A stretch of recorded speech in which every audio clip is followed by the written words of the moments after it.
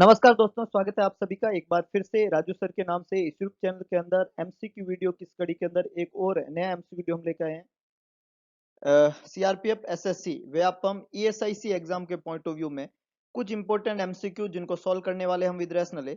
आप लोगों से गुजारिश फटाफट से लिंक को शेयर कर दीजिए, वीडियो को लाइक कर दीजिए, चैनल को सब्सक्राइब कर दीजिए और शेयर जरूर कर दीजिए ताकि मैक्सिमम जो है स्टूडेंट आपसे कनेक्ट हो सके और इस बेहतरीन लाइव सेशन का फायदा उठा सके।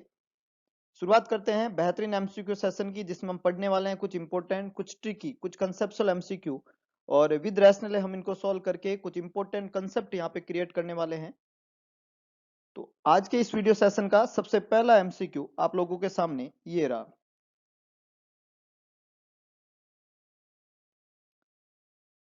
The toddler is admitted with a cardiac anomaly. The nurse is aware that the infant with a ventricular septal defect will. Question ने क्या पूछा है, एक टोडलर है जो कि एडमिट हुआ है कार्डियक एनोमली के साथ में।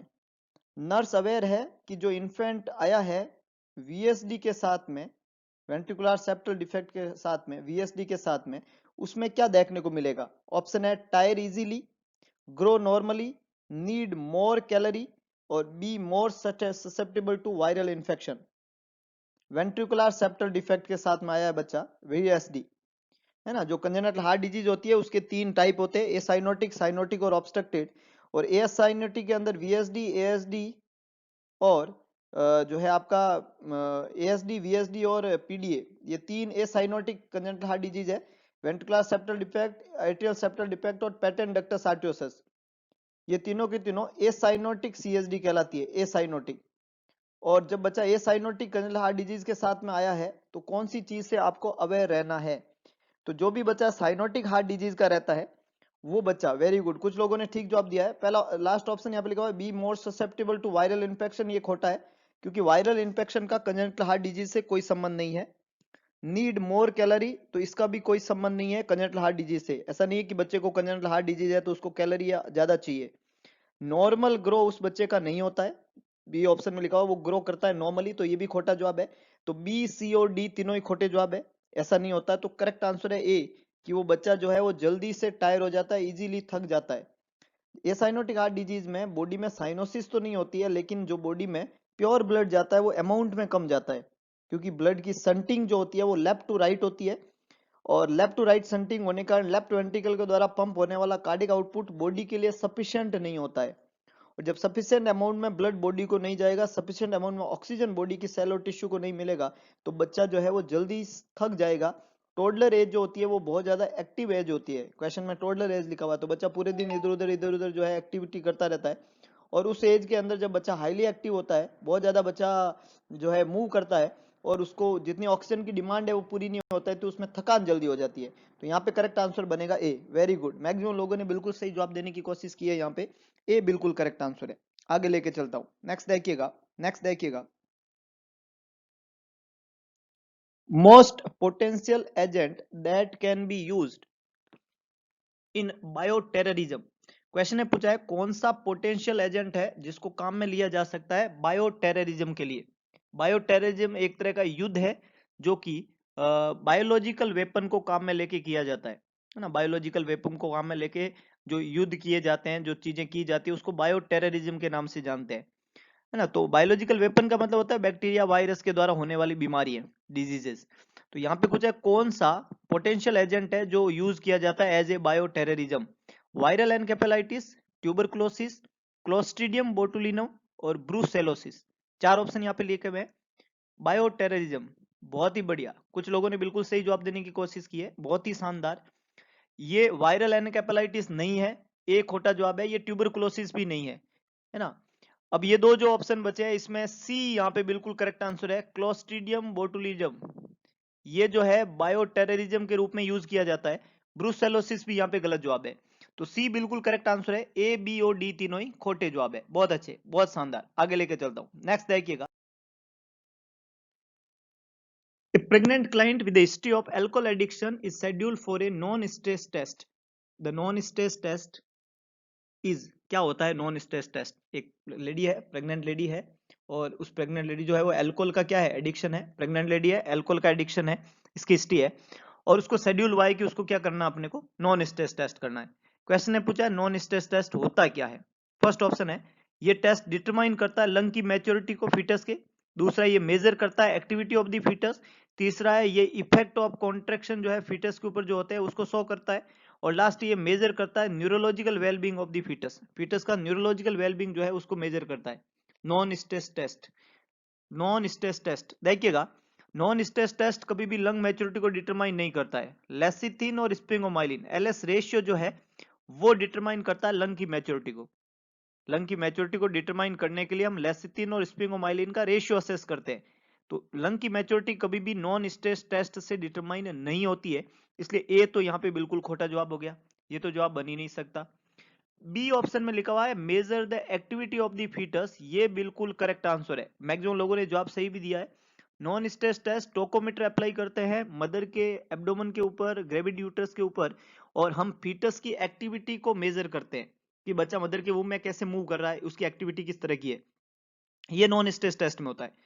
तीसरा ऑप्शन लिखा हुआ है so the effect of contraction on foetal heart rate, तो कॉन्ट्रेक्शन का इफेक्ट फीटस के हार्ट रेट पे ये चेक करने के लिए ऑक्सीटोसिन लगा के ऐसा किया जाता है, कॉन्ट्रेक्शन करवा के चेक किया जाता है। तो ये नॉन स्ट्रेस टेस्ट नहीं होता, ये कॉन्ट्रेक्शन स्ट्रेस टेस्ट होता है, सीएसटी कहते हैं इसको, एनएसटी नहीं कहते हैं। और लास्ट है मेजर है neurological wellbeing of the foetus, तो इसके लिए रिफ्लेक्सेज वगैरह माइलस्टोन असेस किए जाते हैं और दूसरी स्केलिंग होती है। ये नॉन स्ट्रेस टेस्ट इसका भी पार्ट नहीं है। तो ए सी और डी ये तीनों ही खोटे जवाब है। बी यहाँ पे बिल्कुल करेक्ट आंसर है कि नॉन स्ट्रेस टेस्ट जो होता है वो मेजर करता है एक्टिविटी ऑफ द फीटस, तो B is the correct one, बाकी सब खोटे जवाब है। बहुत ही बढ़िया, बहुत ही शानदार, आगे लेके चलता हूं। नेक्स्ट देखिएगा,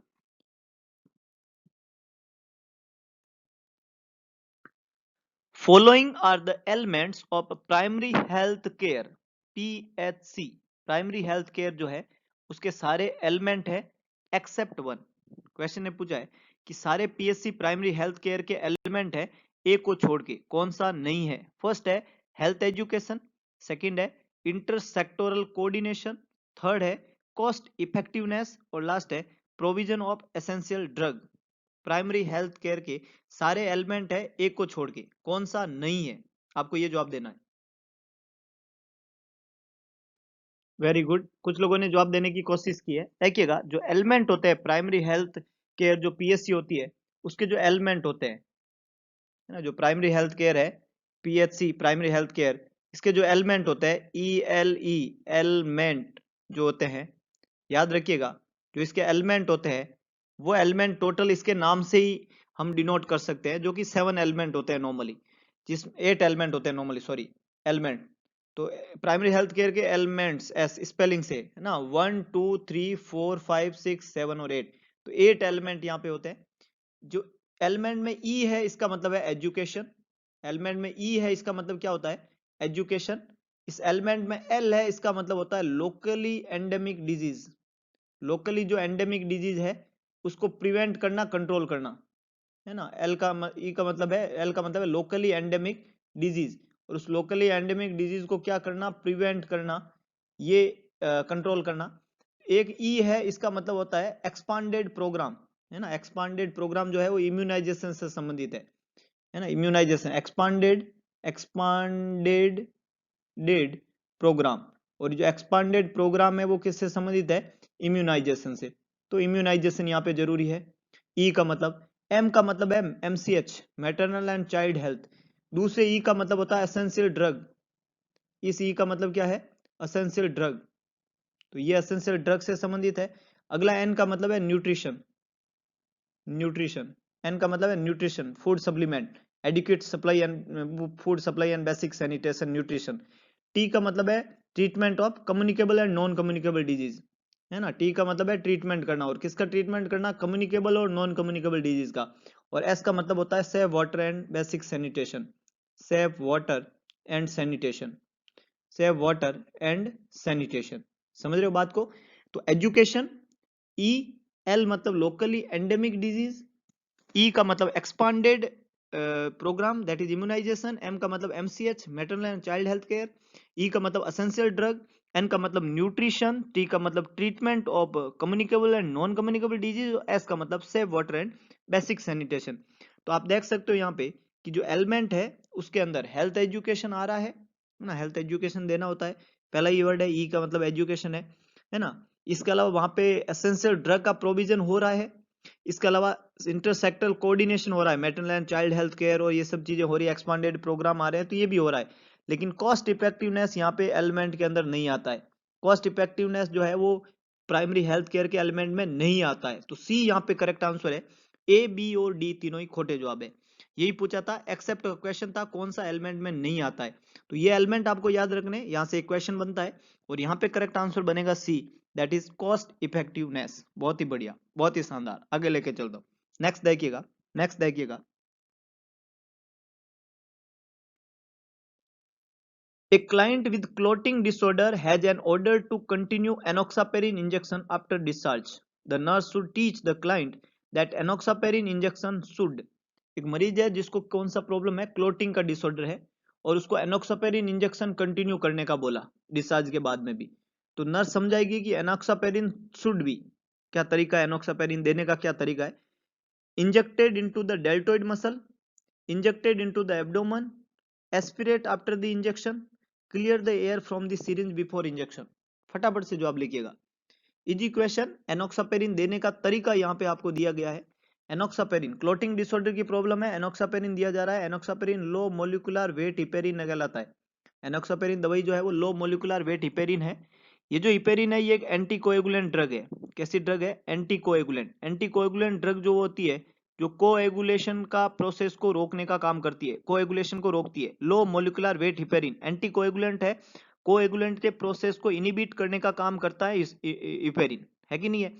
अब जो एनोक्सापेरिन आपने दवाई दी है, जो लो मोलिकुलर वेट हिपेरिन आपने मरीज को लगाना है, उसमें प्री फिल्ड सिरिंज आती है ना। हिपेरिन जो होता है उसमें प्री फिल्ड सिरिंज आती है, पहले से फिल की हुई सिरिंज आती है। उस सिरिंज में एयर पहले से थोड़ा भरा रहता है प्री फिल्ड सिरिंज में, ताकि पूरी दवाई लोड हो, तो एयर को कभी भी आपको निकालना नहीं होता है। तो ये डी ऑप्शन तो खोटा है, क्योंकि एयर को कभी भी बाहर नहीं निकालना होता है। इस इंजेक्शन को हमेशा 90 डिग्री के एंगल पे देते हैं, है ना। हमें इसका रूट तो सबक्यूटेनस है, इसलिए पहला ऑप्शन खोटा है कि इसको डेल्टोइड मसल में देंगे, सबक्यूटेनस टिश्यू में दिया जाता है।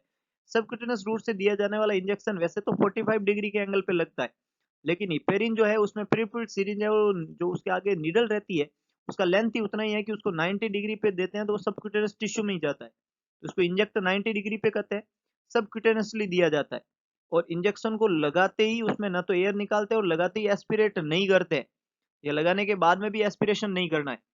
एस्पिरेट नहीं करते हैं, एयर को क्लियर नहीं करते हैं और मसल में नहीं लगाते हैं। तो ए सी और डी तीनों ही खोटे जवाब हो गए। तो सही तरीका ये है कि उसको इंजेक्ट करते हैं, और इंजेक्ट सबक्यूटेनियस टिश्यू में करते हैं। और सबसे अच्छी साइड जो है वो एब्डोमेन वाले सबक्यूटेनियस टिश्यू होते हैं।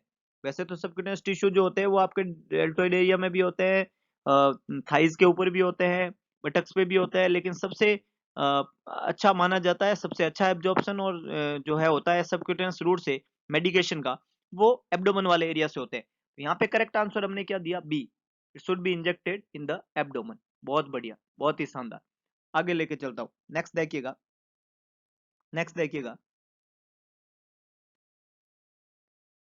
Common side effect of copper T.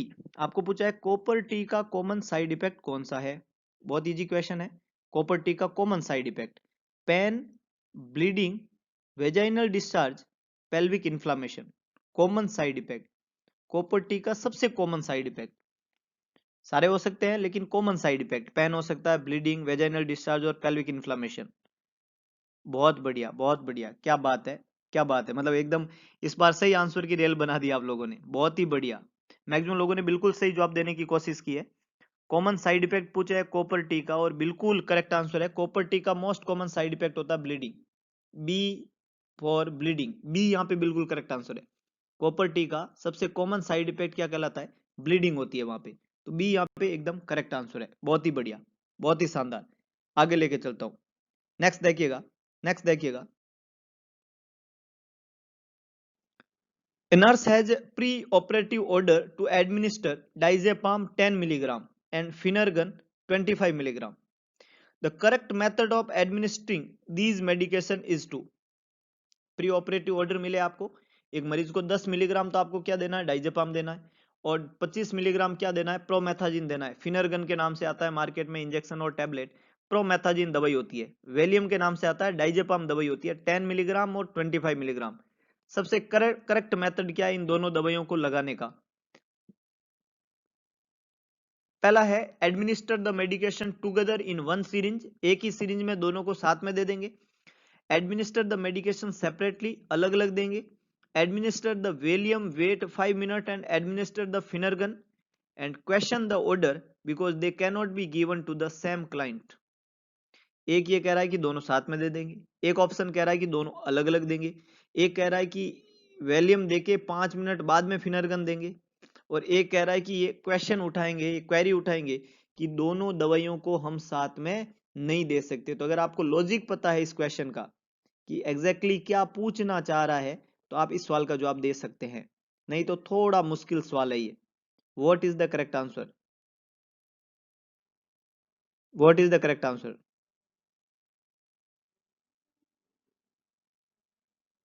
फटाफट से जवाब लिखिएगा, कौन सा सही हो सकता है? बहुत अच्छे। देखो, ए आंसर तो खोटा है, जो भी लोग ए बोल रहे हैं कि दोनों को साथ में दे दो एक सीरीज से, ये तो खोटा है। कोई भी दो दवाई बाय डिफॉल्ट रूल, भले ये अलग बात है कि आप दो दवाइयों को मिक्स कर देते हैं, ये मतलब ये कर देते हैं, ये अलग बात है, लेकिन कोई भी दो दवाई कभी भी साथ में नहीं देनी होती है। अगर कोई दवाई साथ में लगती तो वो साथ में मिल के ही आती पहले से मार्केट में। अगर कोई दो दवाई मार्केट में अलग अलग आ रही है, एक दवाई डाइजेपाम आ रही है, एक इंजेक्शन फिनरगन का आ रहा है, तो डाइजेपाम और फिनरगन दोनों मिक्स करके देना कहीं भी समझदारी नहीं है। तो कोई भी दो दवाई साथ में तो नहीं दे सकते एक सिरिंज से, इसलिए ए आंसर तो खोटा हो गया। इस ऑर्डर को क्वेश्चन करेंगे क्योंकि ये दोनों दवाई सेम क्लाइंट को नहीं दे सकते, ये भी खोटा है। हम दोनों दवाई सेम क्लाइंट को दे सकते हैं, क्वेश्चन करने की जरूरत ही नहीं है, इसलिए डी भी खोटा हो गया। तो ए खोटा है, डी खोटा है। बी ऑप्शन कह रहा है कि मेडिकेशन जो है वो हम एडमिनिस्टर करेंगे सेपरेटली, है ना, अलग अलग दोनों ही लगाएंगे पर अलग अलग लगाएंगे। और सी में कह रहा है कि पहले वेलियम देंगे, 5 मिनट रुकेंगे और फिर फिनरगन देंगे। तो पहले वेलियम देके 5 मिनट रुके फिनरगन देंगे, ऐसा कोई रूल नहीं है। आप 2 मिनट में दे दो, 1 मिनट में दे दो, पर रूल ये है कि दोनों को अलग अलग दो, साथ में मत दो। तो एक ऑप्शन कह रहा है साथ में दो, एक कह रहा है अलग अलग दो, तो डेफिनेटली जवाब है अलग अलग दो, साथ में मत दो। मैंने एक बात आपको बताई थी कि आप इस बात की गांठ बांध ले कि जब भी दो ऑपोजिट ऑप्शन होते हैं जवाब उसी में से होता है। तो ये दो ऑपोजिट ऑप्शन है, एक साथ में कह रहा है, एक अलग अलग कह रहा है, तो जवाब अलग अलग वाला है, साथ वाला नहीं है। इसलिए करेक्ट आंसर क्या बना? बी। ए, सी और डी तीनों ही क्या है? खोटे जवाब है। बहुत ही बढ़िया, बहुत ही शानदार, मैक्सिमम लोगों ने बिल्कुल सही जवाब दिया है, बहुत अच्छे। आगे लेके चलता हूं, नेक्स्ट देखिएगा, नेक्स्ट देखिएगा। Contra indication for oral contraceptive pill use, OCP जो होती है, ओरल कॉन्ट्रासेप्टिव पिल्स जो होती है, उसके यूज करने के कॉन्ट्रा इंडिकेशन क्या रहते हैं? ओरल कॉन्ट्रासेप्टिव पिल के यूज करने के Contra indication: thromboembolism, liver disease, breast cancer, all of the above. Oral contraceptive pill, hormonal जो पिल होती है, उनको यूज करने के कॉन्ट्रा इंडिकेशन क्या है? ओरल कॉन्ट्रासेप्टिव पिल उस लेडी को नहीं दे सकते जिसमें थ्रोम्बस या एम्बोलस की कोई प्रॉब्लम है ना, क्लॉट, थ्रोम्बस। थ्रोम्बस अगर वो अपनी जगह पे है तब तक वो थ्रोम्बस है, और अगर वो अपनी जगह से चलने लग गया तो उसको एम्बोलस बोल सकते हैं। तो थ्रोम्बो एम्बोलिज्म वाली क्लाइंट को, लेडी को, ओरल कॉन्ट्रासेप्टिव पिल कॉन्ट्रा इंडिकेटेड है, ये बात तो सही है। ओरल कॉन्ट्रासेप्टिव पिल उस लेडी को भी कॉन्ट्रा इंडिकेटेड है जिसको लीवर डिजीज है, और ये उसको भी कॉन्ट्रा इंडिकेटेड है जिसको ऑलरेडी ब्रेस्ट कैंसर है। तो ए, बी और सी, ये तीनों ही जवाब सही है, क्योंकि ये तीनों ही कॉन्ट्रा इंडिकेशन है ओरल कॉन्ट्रासेप्टिव पिल के। इसलिए करेक्ट आंसर क्या बनेगा? D, all of the above. Very good, maximum लोगों ने ठीक से जवाब देने की कोशिश की है। डी यहाँ पे बिल्कुल करेक्ट आंसर है। ओरल कॉन्ट्रासेप्टिव पिल जो है वो कॉन्ट्रा इंडिकेटेड है थ्रोम्बोएम्बोलिज्म में, कॉन्ट्रा इंडिकेटेड है लिवर डिजीज के अंदर, कॉन्ट्रा इंडिकेटेड है ब्रेस्ट कैंसर के अंदर। तो डी यहाँ पे बिल्कुल करेक्ट आंसर है। बहुत ही बढ़िया, बहुत ही शानदार, आगे लेके चलता हूं, नेक्स्ट देखिएगा, नेक्स्ट देखिएगा। क्वेश्चन है, a client with frequent urinary tract infection ask the nurse how she can prevent the recurrence. The nurse should teach the client. Frequent recurrent urinary tract infection उसको हो रहा है, और उसने पूछा है कि भाई मैं कैसे इसको रोक सकती हूँ, रीअकरेंस को, है ना, ऐसा कोई तरीका बताओ जिससे बार बार जो है यूरिनरी ट्रैक्ट का इंफेक्शन मुझे ना हो। तो आप एज ए नर्स उसको क्या सजेस्ट करेंगे कि वो किस तरीके से रोक सकती है फ्रीक्वेंट यूरिनरी ट्रैक्ट इंफेक्शन को? फर्स्ट ऑप्शन है डाउच आफ्टर इंटरकोर्स, इंटरकोर्स के बाद में डाउचिंग करें। वॉइड एवरी 3 आवर्स, हर 3-3 घंटे में वॉइड करें। Obtain a urine analysis monthly, हर महीने यूरिन का एनालिसिस करें। और wipe from back to front after voiding, voiding करने के बाद में बैक से फ्रंट की तरफ से वाइप करें। ये 4 ऑप्शन यहाँ पे दिए हुए हैं। किस तरीके से आप रिकरेंट यूटीआई को रोक सकते हैं?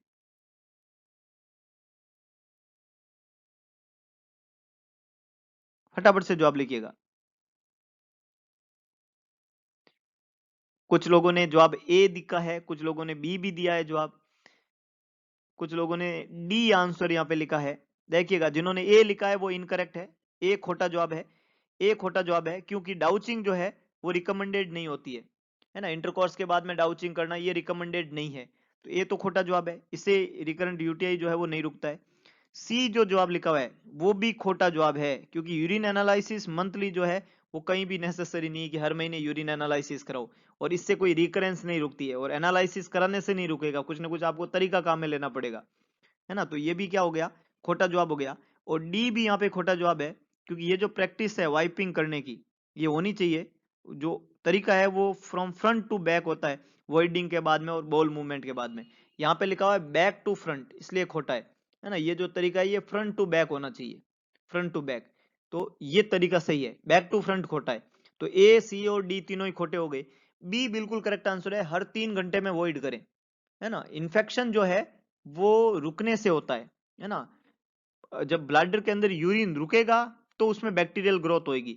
अगर आप हर 3-3 घंटे में ब्लैडर को खाली करते रहोगे, बैक्टीरियल ग्रोथ होने ही नहीं दोगे, तो रिकरेंट इन्फेक्शन नहीं होगा, है कि नहीं है। तो वॉइडिंग करनी होती है। आपने वो सुना होगा कि बहता पानी जो है निर्मल होता, अगर रुक जाए पानी तो सड़ने लगता। तो पानी रुका हुआ नहीं रहना चाहिए, मतलब यूरिन में 99% वाटर होता है, तो वो अगर रुकेगा तो बैक्टीरियल ग्रोथ होगी। अगर उसको आप हर 3-3 घंटे में वॉइड करोगे तो रिकरेंट इन्फेक्शन नहीं होगा। बहुत सिंपल सा लॉजिक है, याद रखिएगा। और वाटर का इंटेक ज्यादा करना है, अगर आप 3-3 घंटे में आउटपुट दे रहे हो तो आपको इंटेक भी उस हिसाब से लेना है ना। तो ये बहुत बेहतरीन अच्छा तरीका है कि आप इंटेक लेते रहो, एक्सेसिव हाइड्रेटेड रखो खुद को, और बार बार वॉइड करते रहो, जिससे आपको यूटीआई होने की संभावना क्या हो जाती है, मिनिमम हो जाती है, रीअकरेंस जो है वो रुक जाती है। बहुत ही बढ़िया, बहुत ही शानदार।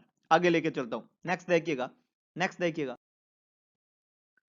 स्क्रोच tape swab is use to identify. Scotch tape swab जो है वो काम में लिया जाता है किसको आइडेंटिफाई करने में? Tapeworm, pinworm, ancylostoma, hookworm. Scotch tape swab किसको आइडेंटिफाई करने में काम में लेते हैं? तो इसमें सबसे पहले यही सवाल बनेगा आपके दिमाग में कि स्कॉच टैप स्वैब होता क्या है। तो स्कॉच टैप स्वैब जो होता है एक ट्रांसपेरेंट एडेसिव होता है, सेलोफेन होता है, एक ट्रांसपेरेंट एडेसिव होता है। एक टैप टेस्ट होता है जिसको हम जिसमें हम क्या करते हैं कि हम कलेक्ट करते हैं सैंपल, कहाँ से? एनस के आसपास की स्किन से, है ना। जो बच्चे का एनल एरिया होता है उसके आसपास की जो स्किन होती है उससे एक सैंपल कलेक्ट करते हैं with the help of transparent adhesive tap. कि आपने वहां पे टैप चिपकाई, ट्रांसपेरेंट टैप है, एडेसिव टैप है, तो एडियर होगी, और जैसे आप टैप को हटाओगे तो वहां का सैंपल जो है वो कलेक्ट हो जाएगा एनल एरिया के आसपास। तो एनल एरिया के आसपास जो है ये सैंपल को कलेक्ट करने का हमारा जो रीजन होता है, कारण होता है हमारा, कि हम वहां पे पिन वर्म या पिन वर्म एग को आइडेंटिफाई करना चाहते हैं। तो करेक्ट आंसर बिल्कुल बी है ना। स्क्रॉच टेस्ट स्वैब जो है होता है वो पिन वर्म या पिन वर्म एग जो है उनका पता लगाने के लिए किया जाता है। और ये पिन वर्म या पिन वर्म एग जो एनस एरिया के आसपास होते हैं उनको वहां पे असेस करने के लिए काम में लेते हैं हम स्कॉच टैप स्वैब। तो बी यहाँ पे बिल्कुल करेक्ट आंसर है, ए सी और डी तीनों ही खोटे जवाब है। बहुत ही बढ़िया, बहुत ही शानदार, मैक्सिमम लोगों ने बिल्कुल सही जवाब देने की कोशिश की है, बहुत अच्छे। आगे लेके चलता हूँ, नेक्स्ट देखिएगा, नेक्स्ट देखिएगा। Which task should be assign to the nursing assistant? 4 option यहाँ पे दिए हुए हैं। कौन सा टास्क नर्सिंग असिस्टेंट को असाइन करेंगे? मतलब नर्सिंग असिस्टेंट जो होता है, एनए या एचए इसको बोलते हैं, ये बेसिकली हॉस्पिटल के अंदर जो है हेल्पिंग हैंड्स होते हैं, तो इनको टेक्निकल काम नहीं दिया जाता है। अगर आपने इस तरीके के क्वेश्चन में नर्सिंग असिस्टेंट को टेक्निकल काम दे दिया तो आपका एग्जाम में क्वेश्चन गलत हो जाएगा। वो काम जिसमें स्किल होती है, वो काम जिसमें नॉलेज की जरूरत होती है, टेक्निकल काम होता है, वो आप नहीं दे सकते, बाकी कोई भी दे सकते हो। पहला लिखा हुआ placing the client in seclusion, second है emptying the foley's catheter of the pre eclamptic client, third है feeding the client with dementia, fourth है ambulating the client with a fracture hip. Technical चीज उसको नहीं देनी है, 4 ऑप्शन दिए हुए हैं, कौन सी चीज में टेक्निक है कौन से में नहीं है ये आपको डिसाइड करके यहाँ पे जवाब देना है, which is the correct one. First option, second, third और फोर्थ, 4 ऑप्शन दिए हुए। बहुत बढ़िया बहुत बढ़िया, कुछ लोगों ने जवाब देने की बिल्कुल सही कोशिश की है, सही कोशिश की है, बहुत बढ़िया। देखिएगा, placing the client in seclusion जो है ये वर्क ऐसे नहीं कर सकता। सेक्लूजन का मतलब होता है किसी भी मरीज को सेपरेट करना, अलग रखना, तो ये डिटरमाइन करना कि कौन सा होगा, वो कैसे रखा जाएगा, क्या तरीका रहेगा, ये सब जब चीजें डिटरमाइन या तो रजिस्टर्ड नर्स या फिजिशियन कर सकता है। तो ये एचए का काम, नर्सिंग असिस्टेंट का काम नहीं है, तो ये खोटा जवाब हो गया। फोलिस कैथेटर, प्री इक्लाम्प्टिक क्लाइंट जो है उसका यूरिन आउटपुट बहुत इंपॉर्टेंट होता है, उसको मॉनिटर करके करना होता है। एचए को अगर आपने कह दिया एनए को तो वो बिना मॉनिटर किए कर देगा, तो ये काम भी आप उससे नहीं करवा सकते, ये टेक्निकल चीज है, आपको हर ओवरली मॉनिटर करके करना पड़ेगा, तभी आपको आउटपुट स्ट्रिक्टली मेंटेन कर पाओगे। और जिसको फ्रैक्चर हिप है और उस मरीज को अगर एम्बुलेट करा रहे हो आप, फ्रैक्चर हिप है और उस मरीज को अगर आप क्या करा रहे हो, एम्बुलेट करा रहे हो, तो ये नर्स या फिजियोथेरेपिस्ट जो है उनको उनकी मदद करनी चाहिए, क्योंकि ये टेक्निकल काम है। फ्रैक्चर हिप वाले मरीज में एम्बुलेट कराना भी एक तरह की कला है, स्किल है। तो ए बी और डी जो ऑप्शन है इसमें जो काम दिए हुए हैं उन काम में क्या चाहिए होती है, बहुत ज्यादा स्किल चाहिए होती है, और ये स्किल के साथ में नहीं करो तो मरीज का नुकसान हो सकता है। लेकिन डिमेंशिया वाला जो मरीज है उसमें फीडिंग का काम जो है वो नर्सिंग असिस्टेंट कर सकता है, इसमें किसी स्किल की जरूरत नहीं है। मरीज को डिमेंशिया है और कोई प्रॉब्लम नहीं है, भूलने की बीमारी है, तो ऐसे मरीज को फीडिंग में वो मदद कर सकते हैं, है ना, उसमें आपको कोई टेक्निक सिखाने की जरूरत नहीं है ना। अगर उसका गैग रिफ्लेक्स का कोई प्रॉब्लम होगा, कोई एस्पिरेशन की रिस्क होती, तब तो हम समझते कोई टेक्निकल काम है, लेकिन ऐसे नॉर्मली फीडिंग देनी हो तो ये कोई टेक्निकल काम नहीं है। तो यहाँ पे करेक्ट आंसर क्या बनेगा, सी, ए बी और डी तीनों ही खोटे जवाब है। आगे लेके चलता हूँ, नेक्स्ट देखिएगा, नेक्स्ट देखिएगा। The client has recently return from having a thyroidectomy, thyroidectomy करा के मरीज आया, थायरॉइड ग्लैंड को रिमूव कर दिया। The nurse should keep which of the following at bedside, कौन सी चीज आप बेड साइड पे रखोगे, थायरॉइडेक्टमी मरीज करा के आया है, कौन सी चीज बेड साइड पे रखोगे, a tracheostomy set, a padded tongue blade, and endotracheal tube, and airway. 4 option यहाँ पे दिए हुए हैं। मरीज का थायरॉइड ग्लैंड को रिमूव करना थायरॉइडेक्टमी होता है। थायरॉइड ग्लैंड जो होती है उसके 2 लोब होते हैं, और उसको जब आप रिमूव करते हैं तो उसके पीछे 4 पैराथायरॉइड ग्लैंड होती है। पैराथायरॉइड ग्लैंड, कंसेप्ट समझिएगा, पैराथायरॉइड ग्लैंड होती है, थायरॉइड ग्लैंड के पीछे की तरफ नंबर में 4 होती है। जब आप थायरॉइड ग्लैंड को रिमूव करेंगे तो पैराथायरॉइड ग्लैंड रिमूव हो जाएगी।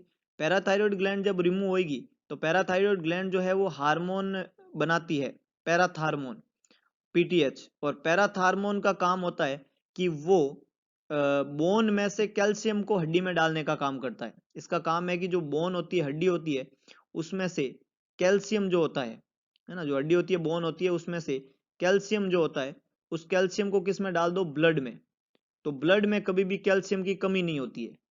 अब हमने जब इस थायराइड ग्लैंड को रिमूव किया तो पैराथायरॉइड ग्लैंड रिमूव हो गई, पीटीएच पैराथार्मोन नहीं है, तो बोन में से कैल्शियम किस में नहीं आएगा, ब्लड में। ब्लड में जब कैल्शियम की कमी होती है, डेफिशिएंसी होती है, तो उसको हाइपोकैल्सीमिया कहते हैं। क्या कहते हैं, हाइपोकैल्सीमिया। और जब हाइपोकैल्सीमिया हो जाएगा तो रेस्पिरेटरी मसल जो है उनमें क्या आएगा, स्पाज्म, और मरीज को सांस लेने में दिक्कत होगी। मसल में स्पाज्म होगा, सांस लेने में दिक्कत होगी। और जैसे मसल में स्पाज्म हो, मरीज को सांस लेने में दिक्कत हो, उसको जो है वहां पे प्रॉब्लम हो कि ड्यू टू द हाइपोकैल्सीमिया उसका जो है वहां पे रिस्क रहती है कि मरीज को जैसे स्पाज्म होता है उसके ट्रेकिया के अंदर एडिमा हो जाता है। क्या हो जाता है, ट्रेकियल एडिमा। और जब ट्रेकियल एडिमा हो जाएगा तो तुरंत आपको क्या करना पड़ेगा, ट्रेक्योस्टमी करना पड़ेगा। ए यहाँ पे बिल्कुल करेक्ट आंसर है, कुछ लोगों ने जवाब देने की कोशिश भी की है, ए यहाँ पे करेक्ट आंसर है। ट्रेक्योस्टोमी करना पड़ेगा मरीज को तुरंत, क्योंकि उसको ट्रेकियल एडिमा हो जाता है, ट्रेकियल एडिमा से सांस में दिक्कत होगी।